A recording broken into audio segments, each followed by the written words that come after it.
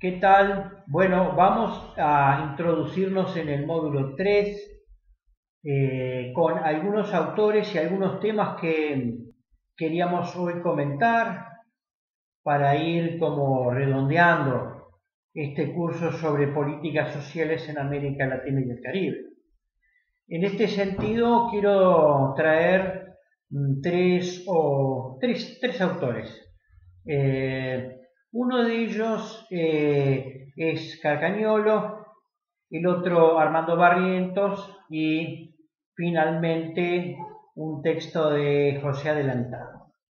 En este sentido, lo que vamos a tratar de hacer es plantear algunas ideas que están en los textos correspondientes y obviamente subidos a la EVA y hacer algunos comentarios relativos a afirmaciones y análisis que estos autores plantean en cuanto a políticas sociales, regímenes de bienestar, sistemas de protección social. Y vamos a analizar, tal vez en este video o en otro más, si no nos diera el tiempo. Estamos tratando de que sean videos cortos, de 15 a 20 minutos nomás. El primer texto, entonces, yo les decía que es de Marcelo Carcañolo. El título de su capítulo es Neoliberalismo y dependencia contemporánea, alternativas de desarrollo en América Latina. Y es un capítulo dentro de un libro cuyo título es Neoliberalismo, Neodesarrollismo y Socialismo Bolivariano. Es un texto del año 2019 en donde se plantean modelos de desarrollo y políticas públicas en América Latina, coordinada esta publicación por Molinina.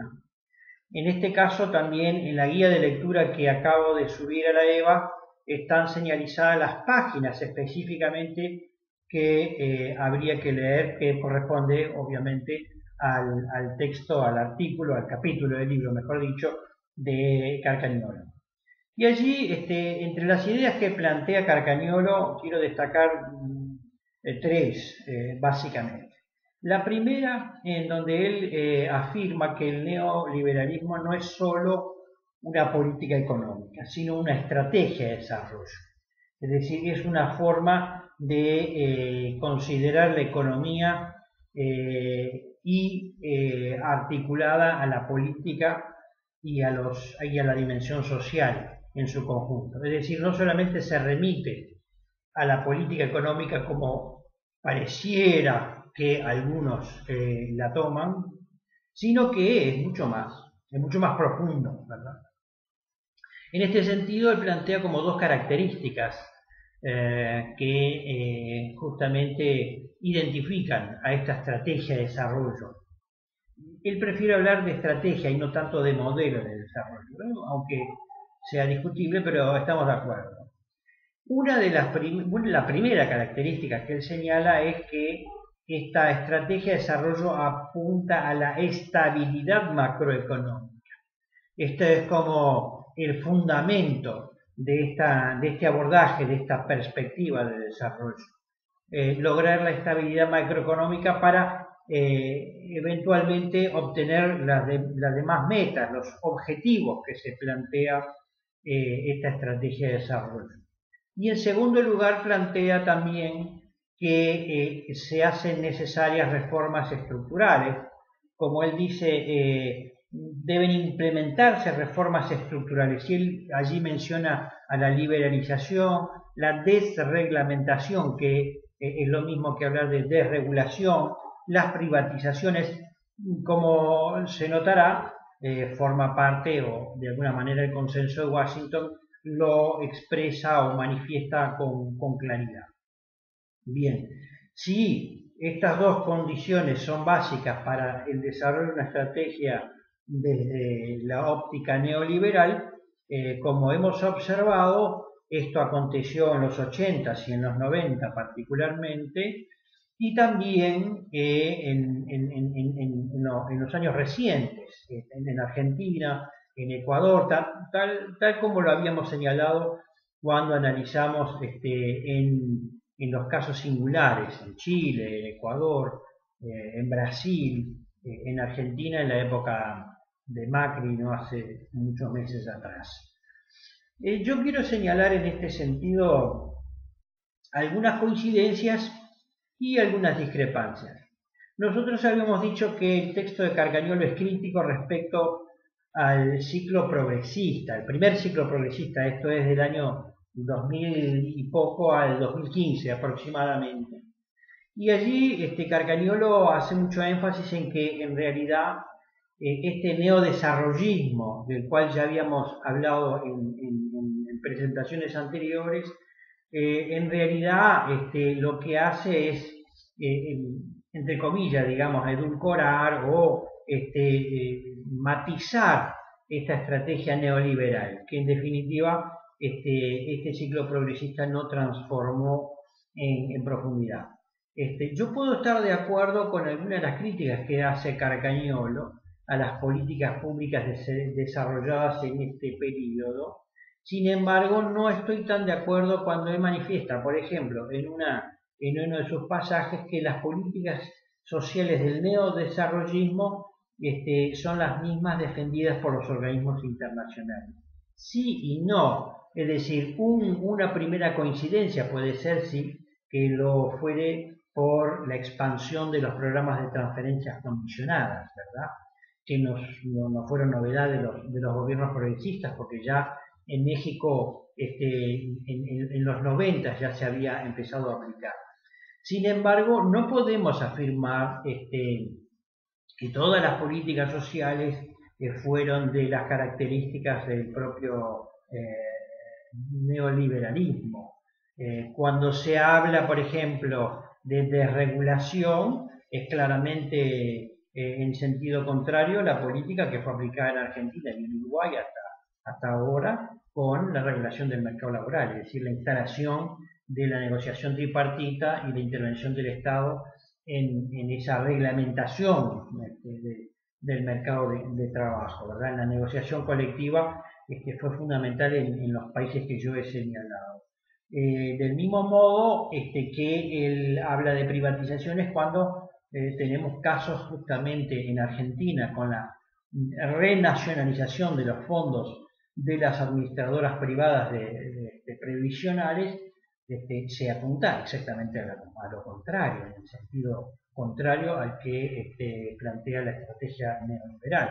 Del mismo modo que en Bolivia la nacionalización de los recursos naturales, hidrocarburos básicamente, va también en el sentido contrario. O sea que no, digamos que allí hay un ruido, no lo comparto en plenitud. Puedo estar de acuerdo que algunas de las características de las políticas sociales del ciclo progresista, digamos, fueron rémora de la década de los 90, del paradigma liberal residual, como dijera Barba, pero yo no diría que fueron estas políticas las defendidas por los organismos internacionales. También plantea que las políticas progresistas no han cortado las reformas estructurales neoliberales. Bueno, sí, en cierto sentido, algunos de los países mantuvieron estas reformas de los 90 en el sentido de la privatización o la introducción de mecanismos pro mercado, pero como lo acabo de señalar, algunas de las medidas fueron exactamente en sentido contrario. Ya puse el ejemplo de la regulación de los mercados laborales y de la renacionalización de los recursos de los fondos de las AFAP en Argentina. Y por otro lado, él plantea que efectivamente el contexto económico favorable, es decir, a partir de los precios relativamente buenos para los exportadores de commodities, es decir, de las materias primas, fue como una variable fundamental para sostener las políticas de crecimiento y redistribución. Bueno, pero también podemos decir que los 90 no fueron digamos, experiencias negativas al menos para el Uruguay esto queda claro, con un promedio de crecimiento del PBI cercano al 5%, no se puede decir que en los 90 fueran caracterizadas por una digamos, un déficit en el crecimiento económico, ¿no? Esto también es relativo, depende de los países, pero reitero, en Uruguay hubo crecimiento económico durante toda la década y sin embargo la redistribución del ingreso fue regresiva. Entonces, de todas maneras, me parece importante que ustedes puedan leer el texto de Carcagnolo. Es un texto removedor y como digo, crítico en términos de que en realidad él plantea una alternativa de carácter socialista o totalmente ajena o en el sentido opuesto a la estrategia de desarrollo de carácter neoliberal y reitero con mucha crítica a lo que fueron los gobiernos en América Latina.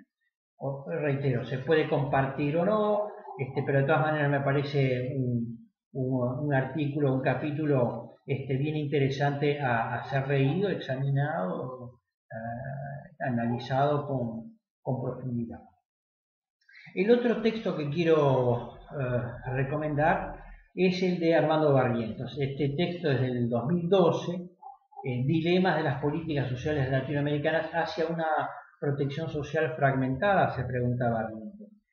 Y allí él coloca un análisis de lo que, en términos comparados, de lo que fue las reformas centradas en la seguridad social de las décadas pasadas y las reformas o las políticas sociales centradas en la asistencia social, en la expansión de la asistencia social en el siglo XXI.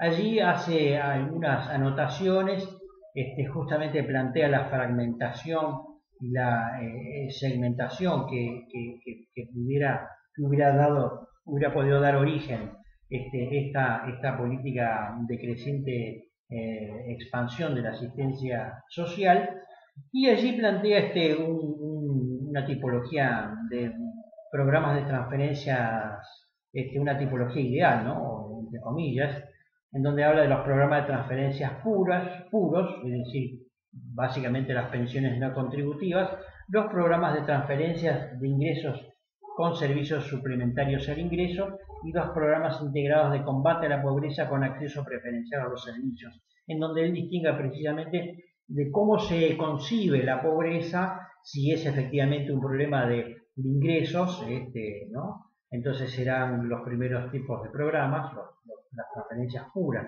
transferencias monetarias puras, o si por el contrario la pobreza es entendida como una carencia en la dimensión multidimensional, en la caracterización de la pobreza desde la perspectiva multidimensional. Agrega, además de ser carencia multidimensional, también hay un problema de exclusión social. En función de la caracterización y la conceptualización de la pobreza, entonces los correlatos en materia de programas de transferencias condicionadas serán también diferentes y correspondientes a esta conceptualización de pobreza. También habla de los impactos en la pobreza y en la redistribución del ingreso. En este sentido, como hemos visto, los programas de transferencias condicionadas impactaron sobre todo en la reducción de la extrema pobreza, en menor medida en la pobreza.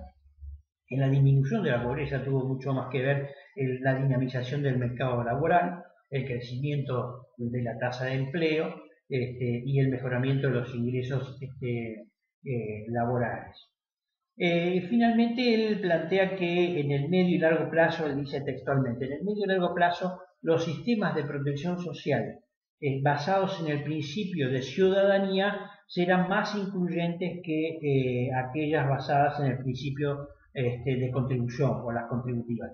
En este sentido, yo puedo estar muy de acuerdo, muy alineado a lo que plantea Barrientos, por cuanto, como veremos más adelante en la presentación de los desafíos de las políticas sociales y los regímenes de bienestar de futuro y de futuro no tan lejano, pasan por considerar la ciudadanía como un principio básico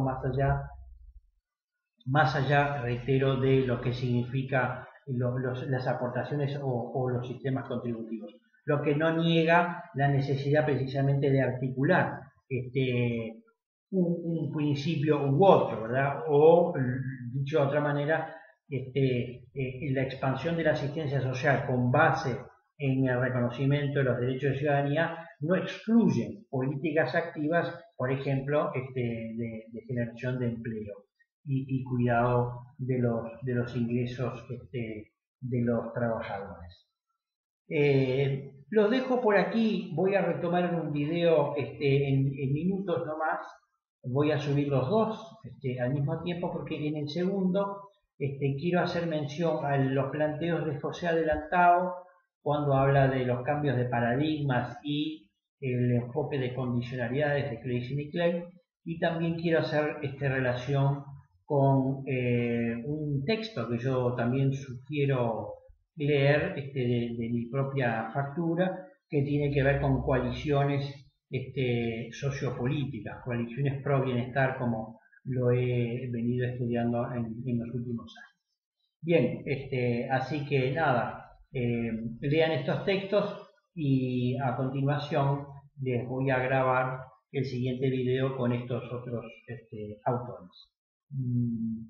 Muchas gracias por la atención y como siempre espero comentarios y reacciones a estas entregas.